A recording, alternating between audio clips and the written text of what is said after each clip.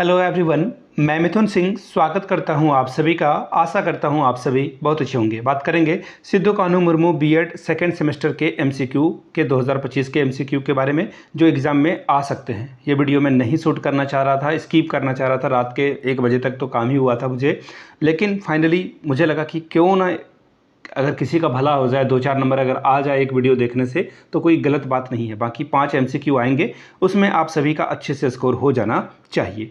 आप नीचे कमेंट करके जो है 2-3 चीज़ों का आंसर कर देंगे तो मुझे पता चलेगा कि कितने बच्चे जो है थोड़े से सीरियस बच्चे हैं। x टू द पावर 0 की वैल्यू क्या होती है? अंडर द टेबल का क्या मतलब होता है? देखिए, ये कंपटीशन वाले सारे सवाल मैं पूछ रहा हूँ आपको।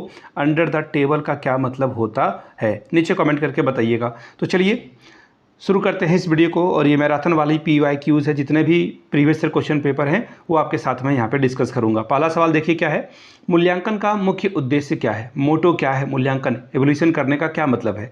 छात्रों को पास करना? नहीं, ये काम नहीं है। छात्र को पास करके या फेल करके आप कुछ हासिल नहीं करोगे, तो ये ऑप्शन गलत है। छात्रों को असफल करके? बिल्कुल नहीं।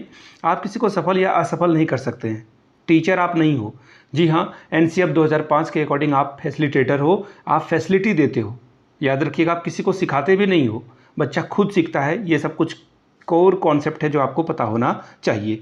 छात्रों को डराना, देखिए कितने नेगेटिव वर्ड्स हैं, तो मैंने ये क्या किया, एलिमिनेशन मेथड से 3 ऑप्शन काट दिए। सही आंसर हो जाएगा ऑप्शन नंबर सी। छात्रों को सीखने की प्रगति को जानने के लिए आप मूल्यांकन या एवोल्यूशन का काम करते हैं, यानी कि ऑप्शन सी आपका क्या होगा, सही जवाब हो जाएगा। चलिए आगे बढ़ेंगे क्वेश्चन नंबर 2 की ओर। निम्नलिखित में से कौन सा मूल्यांकन का एक प्रकार है? मूल्यांकन का प्रकार देखिए कौन सा एक प्रकार है, आपसे पूछा गया है। ठीक है, प्रारंभिक मूल्यांकन, फिर क्या बोला गया है, संपूर्ण मूल्यांकन, फिर है मौखिक मूल्यांकन और निषेधात्मक मूल्यांकन। तो यहाँ से देखोगे आप, तो आपने पढ़ा होगा फॉर्मेटिव जो है एवोल्यूशन के बारे में, समेटिव एवोल्यूशन के बारे में, लेकिन कभी भी आपने नकारात्मक इस तरह की चीज़ों को नहीं पढ़ा होगा। यहाँ पर सिर्फ एक ही है, ऑरल जो एवोल्यूशन है, या फिर आप मौखिक मूल्यांकन कर सकते हैं, वो सही इसका आंसर है। एक ही ये मूल्यांकन का प्रकार है। सिद्धू कान्हू मुर्मू 2022 का ये सवाल था। ऑप्शन नंबर सी आपका सही जवाब हो जाएगा। आगे बढ़ेंगे क्वेश्चन नंबर नेक्स्ट की ओर, और ये बहुत ही प्यारा सवाल है। इससे रिलेटेड ना कहीं सवाल आपसे बनेगा। सतत एवं व्यापक मूल्यांकन, ठीक है, CCE का मुख्य उद्देश्य क्या है? CCE का फुल फॉर्म भी शायद आपसे पूछ लिया जाए, तो मैं आपको बता दूं, कंटिन्यूअस कॉम्प्रिहेंसिव एवोल्यूशन। ठीक है, अब इसका काम क्या है? देखिए, इसका कहने का मतलब ये है कि बच्चा को करिकुलर एक्टिविटी में, सोशल में, इमोशन में, मेंटल एबिलिटी, फिजिकल एबिलिटी, सब कुछ उसका हो। इसका कहने का या फिर इसका उद्देश्य क्या है, बच्चा हर जगह पे अच्छा करे। यानी कि छात्रों को बार बार एग्जाम में बैठना, इससे कुछ हासिल नहीं होने वाला है। केवल अंक दे देना नेगेटिव है, काट दीजिए इसे। शिक्षकों को कठिनाई देना बिल्कुल गलत बात है। तो इसका आंसर क्या हो जाएगा, ऑप्शन नंबर 3, छात्रों के समग्र विकास का मूल्यांकन करना। समग्र यानी कि बच्चा समाज में कैसा प्रदर्शन कर रहा है, वो बोल पा रहा है या नहीं, अपनी भावनाओं को रख पा रहा है या नहीं, को करिकुलर एक्टिविटी में वो कैसा है, फिजिकल कैसा है उसका, और मानसिक स्थिति उसकी कैसी है। तो सी इसका सही जवाब होगा। आगे बढ़ेंगे नेक्स्ट क्वेश्चन की ओर। नेक्स्ट क्वेश्चन देखिए क्या है, फॉर्मेटिव मूल्यांकन का सबसे उपयुक्त उदाहरण आप बताइए। देखिए, फॉर्मेटिव मूल्यांकन का होता है, कहने का मतलब कि आप सीखने के प्रोसेस के दौरान ही जो है चीज़ों को फीडबैक के तौर पर लेते हो। इसे बोला जाता है फॉर्मेटिव असेसमेंट। यानी कि आपने मान लो कि यूनिट 1 पढ़ाया, यूनिट 1 में आपने मान लेता हूँ मैं कि आपने फोर्स पढ़ाया।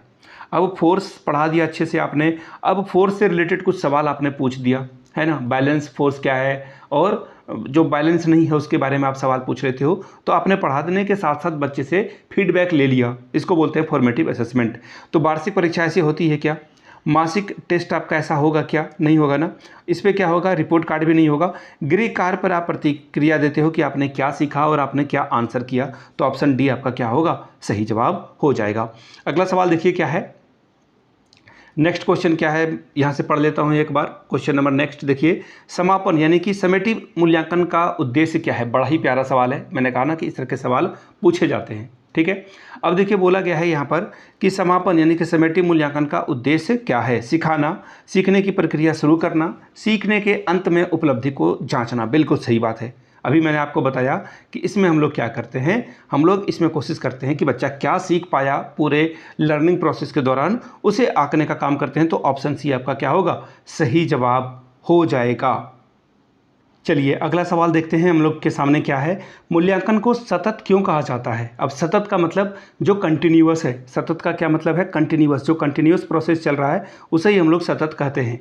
ठीक है, तो मूल्यांकन एक सतत प्रक्रिया क्यों कहा जाता है? तो देखिए ये जो है, क्योंकि ये परीक्षा तक सीमित है। देखिए खुद नेगेटिव ये बता रहा है कि ये नहीं होगा, यह पूरे साल चलता है, यह कठिन होता है और यह छात्रों को सजा देता है, ये कभी भी सजा नहीं देगा और ये कठिन वाली चीज़ गलत होते हैं। तो ऑप्शन नंबर बी आपका क्या होगा? सही जवाब होगा कि एक सेशन में जो भी आप बच्चों को पढ़ा रहे हो, सतत का मतलब होता है कि आप पूरे सेशन उससे जो है चीज़ों को देख रहे हो। तो ऑप्शन नंबर आपका क्या होगा? बी सही जवाब होगा। अगला सवाल देखिए, बच्चों के सीखने के व्यवहार में सुधार लाने हेतु मूल्यांकन होना चाहिए। सही बात है, ये बिल्कुल ये जायज़ सी बात है। तो क्या एक तरफा होना चाहिए? क्या कभी नहीं, बच्चा एक तरफ से कभी नहीं सीख पाता। केवल शिक्षक ही चाहेगा तो बच्चा सीख जाएगा क्या? नहीं, ये भी गलत है। अब देखिए दंड देकर आप बच्चे को सिखा सकते हो क्या? जब मैंने एलिमिनेशन मेथड लगाया ना तो मुझे एक ही आंसर बचा जो कि है सी। अब देखिए यहाँ पर ये आंसर क्यों हुआ? आप बच्चे को क्या करते हो? फीडबैक देते हो कि कहाँ पे उसको जो है कंस्ट्रक्टिव वे में सोचना है, किस तरह से जो है उसे आगे बढ़ना है। डराना, डांटना, डपटना ये सब काम टीचर का नहीं है। चलिए आगे बढ़ेंगे क्वेश्चन नंबर 8 की ओर। फीडबैक का सबसे अच्छा उपयोग कब होता है? परीक्षाओं के बाद। देखिए कभी भी परीक्षाओं के बाद आप क्या ही पढ़ाओगे? परीक्षा के बाद तो सारी बात ही खत्म हो गई ना। स्कूल के अंत में स्कूल की घंटी लग गई, छुट्टी हो गई, तो आप उसे क्या सिखा पाओगे? छात्रों की शिकायत पे? बिल्कुल नहीं। आप पढ़ाने के दौरान ही बच्चों को सबसे अच्छा जो है, बच्चे से जो फीडबैक मिला वो आप उसका यूज कर पाओगे, शिक्षण प्रक्रिया के दौरान ही ठीक कर पाओगे। अगला सवाल देखिए क्या है। समेकित मूल्यांकन का हिस्सा नहीं है। समेकित मूल्यांकन का हिस्सा नहीं है, ये पूछा गया है आपसे सवाल। देखिए इस तरह के सवाल को आप इस तरह से समझें। समिति मतलब होता है, देखिए सबसे पहले ना ये हिंदी वाला थोड़ा सा मैं चाहता हूँ कि मैंने अभी बाइलिंगुअल नहीं किया है। समिति का मतलब होता है फॉर्मेटिव। फॉर्मेटिव में देखिए क्या होता है कि आप पढ़ा भी रहे हो और बच्चे से फीडबैक भी ले रहे हो। तो कौन सा हिस्सा नहीं है? प्रश्न उत्तर से आप क्या करते हो? बच्चे से फीडबैक लेते हो। समूह चर्चा करके भी फीडबैक ले सकते हो आप। साक्षात्कार इंटरव्यू लेकर भी कर सकते हो। लेकिन वार्षिक परीक्षा तो परीक्षा आपने सिखाने की प्रक्रिया को ख़त्म किया, वो वार्षिक परीक्षा कहाँ आएगी? समेटिव असेसमेंट में आएगी। समेटिव असेसमेंट में ये आएगा। तो ये ऑप्शन पूछा गया है, नहीं है, तो ऑप्शन सी ही आपका सही जवाब है। आगे बढ़ेंगे अगले सवाल की ओर। नेक्स्ट क्वेश्चन देखिए क्या है। क्वेश्चन नंबर 10, CCE प्रणाली में समग्र मूल्यांकन। समग्र मूल्यांकन का मतलब बच्चे के ओवरऑल डेवलपमेंट से बच्चा मेंटली, सोशली, फिजिकली, इमोशनली कितना इन्वॉल्व है सारी चीज़ों को सीखने में, इससे है।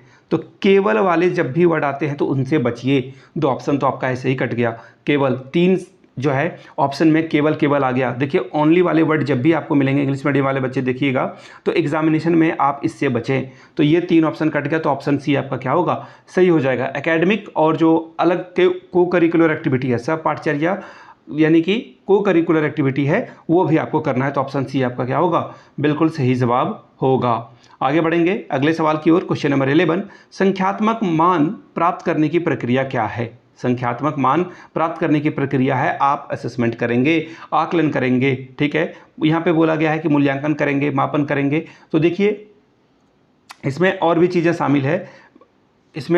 शामिल है, लेकिन आकलन, मूल्यांकन, मुझे लग रहा है कि इसका सबसे करेक्ट आंसर ऑप्शन नंबर 4 हो जाना चाहिए। मापन से भी जो है आप संख्यात्मक मान ले सकते हैं।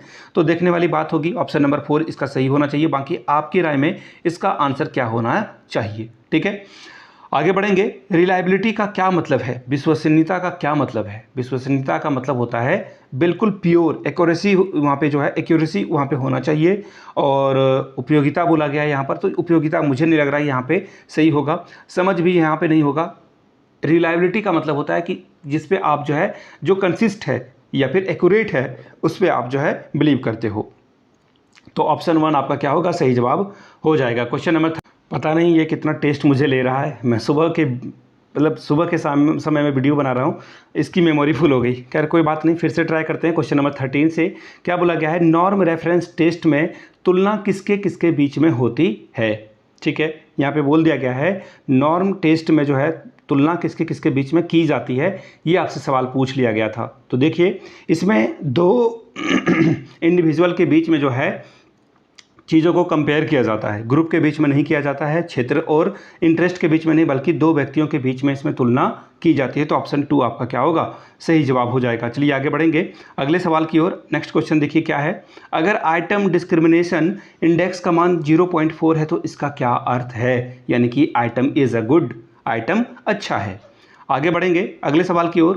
क्वेश्चन नंबर 15, कौन सी मूल्यांकन विधि विद्यार्थियों की कठिनाई और कमियों के पहचान पर केंद्रित है, बच्चे में क्या दिक्कत आ रही है और ये काम क्या है, डायग्नोस्टिक। कहाँ है, नहीं दिख रहा है क्या मुझे, हाँ ऑप्शन नंबर 3, यानी कि बच्चा नहीं ठीक कर पाया, आप डायग्नोस्टिक टेस्ट जो है उसे करोगे और ये इस इवोल्यूशन का मतलब ही है बच्चे के कमज़ोरी, उसके वीक पॉइंट को जो है पता करना और उसको ठीक करना। ऑप्शन नंबर 3 आपका क्या होगा, सही जवाब हो जाएगा। आगे बढ़ेंगे क्वेश्चन नंबर 16 की ओर। एक अच्छे टेस्ट में जो है कौन सा शामिल नहीं होना चाहिए, नोट वाले वर्ड जब भी देखें कान आपका खड़ा होना चाहिए। रिलायबिलिटी बिल्कुल, वैलिडिटी बिल्कुल होना चाहिए, ऑब्जेक्टिविटी होना चाहिए, तीनों ही मेन है यहाँ पे पिलर। तो ये ऑप्शन नंबर 4 आपका क्या होगा, नहीं होना चाहिए। एप्टीट्यूड है नहीं है फ़र्क नहीं पड़ता है। क्वेश्चन नंबर नेक्स्ट, CCE का पूरा नाम क्या है। मैंने कहा था ना कि इस तरह के सवाल आते हैं। तो ये कंटिन्यूअस कहाँ है, कोर नहीं होगा, कॉम्प्रिहेंसिव नहीं होगा, कंटिन्यूअस 2 जगह है, ठीक है। ऐसे भी आप एलिमिनेट कर सकते हो, कंटिन्यूअस एंड कॉम्प्रिहेंसन, ठीक है। कॉम्प्रिहेंसन ये देखो कोर आ गया, ये कट गया। ऑप्शन नंबर 2 आपका सही हो जाएगा, यानी कि कंटिन्यूअस कॉम्प्रिहेंसन इवोल्यूशन, ठीक है। चलिए थर्ड आपका क्या होगा, करेक्ट होगा। अगला सवाल देखिए क्या है, NPC यानी कि नॉर्मल प्रोबेबिलिटी कर्व में जो है मीन मीडियन मोड का संबंध क्या है। तो याद रखिएगा मीन मीडियन मोड का जो संबंध है ऑप्शन नंबर ये रहा 4, इसका सही जवाब हो जाएगा M = MD, ठीक है, = MO, ठीक, यही इसका सही आंसर है। बाकी आप लोग एक बार देख लेना इसे। अगला सवाल है, निम्नलिखित स्कोर का मीडियन क्या होगा, ठीक है। आप इसे सबसे पहले क्या करोगे, असेंडिंग ऑर्डर में सजाओगे, ठीक है। उसके बाद इसका आंसर निकालोगे, तो इसका आंसर जो है वो आएगा 10। कितना आएगा, 10 इसका आएगा। ऑप्शन नंबर 2 आपका सही हो जाएगा, ठीक है। देखो मैं एक बार आपको करके दिखा देता हूँ। सबसे पहले सबसे छोटा कितना है, 8 है, फिर है 9, फिर है 11, फिर है 13 और फिर है सॉरी यहाँ पे 10 है पहले, फिर है 11, फिर है 13 और फिर है 15, ठीक है। 3 4 5 6, 3 3 6, एक और छूट गया, एक वेट मिनट, 7 भी है, यहाँ पे 7 भी है। तो देखिए यहाँ पे अगर आप काउंट करोगे, इधर से भी 3 है और इधर से भी 3 है, तो सबसे बीच में कौन है, 10 है। तो 10 इसका सही जवाब हो जाएगा, ठीक है। बाकी अगला सवाल देख लेते हैं क्या है। N की वैल्यू 10 दी है, D की वैल्यू 99 दी है, तो आपको स्पेयरमैन रैंक सेलिब्रेशन निकालना है। तो 0.40 इसका सही जवाब हो जाएगा। आप लोग एक बार देख लेना। बाकी अब भी जो है सारी चीज़ों को बता पाना एट अ टाइम मुश्किल है। अब देखिए सिद्धू कानू मुर्मू 2024 के सवाल शुरू हो चुके हैं। वह पैमाना जिसमें जो है ट्रू जीरो होता है, मानों के बीच अनुपात की तुलना की जा सकती है, उसे क्या कहा जाता है, कैसा जो है उसे कहा जाता है। तो रेशियो स्केल कहा जाता है। रेशियो स्केल यानी कि हिंदी में हो जाएगा ऑप्शन नंबर 4, रेशियो स्केल इसे कहा जाता है, ठीक है। आप लोग देख लेना, अनुपात पैमाना, ठीक है। अगला सवाल देखिए क्या है, रिलायबिलिटी किससे संबंधित है। रिलायबिलिटी का संबंध जो है किससे है, तो मापन उपकरण की सटीकता से नहीं, ये नहीं होगा। व्याख्या से बिल्कुल नहीं, ये सब चीज़ें नहीं होगी। अस्थिरता से है, जिस पर आप रिलाय कर सको। अगर बार बार वो फ्लक्चुएट कर रहा है, बदल रहा है, तो आप उस पर नहीं कर सकते हो, उस पर जो है भरोसा नहीं किया जा सकता है। अगला सवाल देखिए क्या है, निम्न में से कौन सा एक गैर संज्ञानात्मक चर है।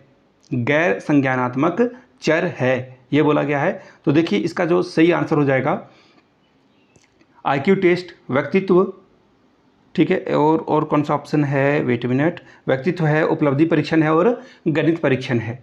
तो देखिए इसका जो सही जवाब हो जाएगा वो है इंडिविजुअल या फिर पर्सनालिटी, आप इसे बोल सकते हो। पर्सनालिटी इसका सही जवाब हो जाएगा। आगे बढ़ेंगे क्वेश्चन नंबर 24 की ओर। परीक्षण की विश्वसनीयता का अनुमान लगाने की प्रक्रिया में क्या शामिल है। तो देखिए शामिल लगाने में कौन है, तो समय के साथ अगर परिणाम में स्थिरता की जांच अगर बराबर आप करते हो और वो पता आपको चलता जाता है, तो यही सही आंसर हो जाएगा। Option number 3 is the right answer. अगला सवाल देखिए क्या है, फॉर्मेटिव के बारे में बात किया जा रहा है, यानी कि आप फीडबैक लगातार लेते रहते हो। फीडबैक यानी कि शिक्षण के दौरान ही, है ना, शिक्षण के दौरान ही आप फीडबैक ले रहे हो। तो ऑप्शन 2 आपका क्या होगा, सही जवाब होगा। आगे बढ़िए, एनेक्डोटल रिकॉर्ड, स्मरणीय अभिलेख का प्रयोग किस में किया जाता है। देखिए इसमें जो है बिहेवियर को, स्टूडेंट के बिहेवियर के पैटर्न को जो है, इवेंट को एक जगह पे रखा जाता है, यानी कि छात्रों के व्यवहार के विशिष्ट घटनाओं को दर्ज करने के लिए किया जाता है। ऑप्शन नंबर 2 आपका सही होगा। क्वेश्चन नंबर 27, निम्न में से कौन सी विशेषता समग्र मूल्यांकन की नहीं है। समग्र मूल्यांकन की नहीं है, तो यह केवल शैक्षणिक प्रदर्शन पर केंद्रित है, यानी कि ऑप्शन नंबर 2 आपका क्या होगा, सही जवाब होगा। चलिए आगे बढ़ेंगे, 2-3 क्वेश्चन और भी हैं जो कि मैं खत्म कर देता हूं फटाफट। अगला सवाल देखिए क्या है, शिक्षण प्रक्रिया में समग्र मूल्यांकन का उद्देश्य क्या है। केवल देखिए, जब भी केवल वाले वर्ड मिले ना उससे बचिए। यहाँ पर क्या हो जाएगा, अंत केवल, देखिए ये भी कट गया। रैंक करना छात्रों को, ये कहाँ की समझदारी वाली बात है, तो ये भी कट जाएगा।